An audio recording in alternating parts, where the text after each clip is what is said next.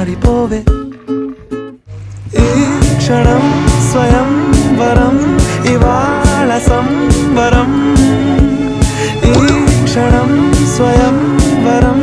ఇవాళ సంవరం వీడుకోలు లేని తోడు అంది స్వాగతం ఈ క్షణం స్వయం వరం ఇవాళ సంబరం